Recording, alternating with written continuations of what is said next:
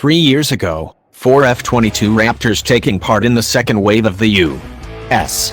led coalition's opening airstrikes in Syria dropped their bombs. It was the first time the stealthy fifth-generation fighters had ever engaged in combat. The coalition's war planners also used the F-22s to leverage their low observable profiles and far-reaching sensors, while escorting non-stealthy fighters in case Syrian fighters or air defense systems engaged.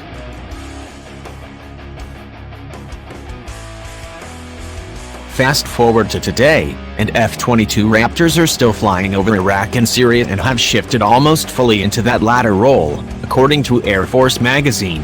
When we first got here, we were 95% precision strike. And now we're probably 95% air superiority, Lieutenant Call Shell, a call sign of the 27th Expeditionary Fighter Squadron, told the magazine. Air superiority is what Lockheed Martin and the Air Force designed the F-22 to do. But in practice over the Middle East, this mission normally means acting as a scout. Lieutenant Call Shell elaborated to the magazine that the Raptors are in the air helping deconflict the airspace and helping keep Russian and Syrian planes away from U.S. troops in the Syrian Democratic Forces, an alliance of militias spearheaded by the majority Kurdish People's Protection Units. The F-22 can do it because of its complex suite of active and passive sensors, which combined with instruments, allow the aircraft to fuse data together and present it to the pilot on a display screen. As well, this allows the Raptor to stand in for command and control aircraft such as the E-3 AWACS, with pilots scanning the area and feeding information to other friendly aircraft whenever anything pertinent pops up, while also warning Russian aircraft to keep away over radio if they come too close. When coalition attack aircraft approach their targets, the Raptors help guide them in. Think of the F-22 like a sniper. It can use force if needed, but its primary job in the Middle East is to provide overwatch. Case in point, in August 2016, F-22s chased after Syrian Su-24 attack jets when they approached where American commandos were operating in northeastern Syria. The F-22's stealthiness also allows the twin-engine jet to get closer to potentially hostile aircraft or surface-to-air missile sites with less likelihood of being spotted. The F-22 is already a mature aircraft, which makes its presence in the war an interesting moment.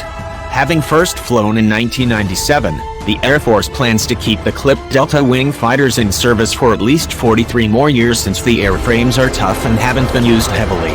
We came to find out we have not been flying the Raptor nearly as hard as those design missions in the 1980s-1990s, nor as what we found out during the structural testing. So actually the airframe itself, without any service life extension program, is good out to approximately 2060, Tom McIntyre, an Air Combat Command Program analyst, told the House Armed Services Committee in June 2017.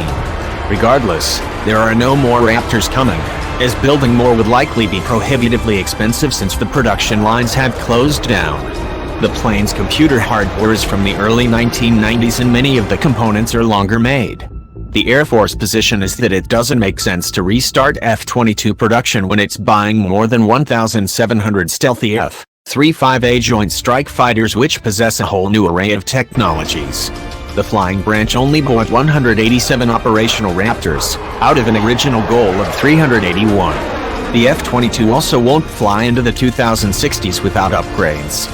In the government's 2018 fiscal year budget, the stealth plane will get $1 billion for this purpose, which could possibly include new radars, antennas and avionics to include displays, data links and cryptographic software.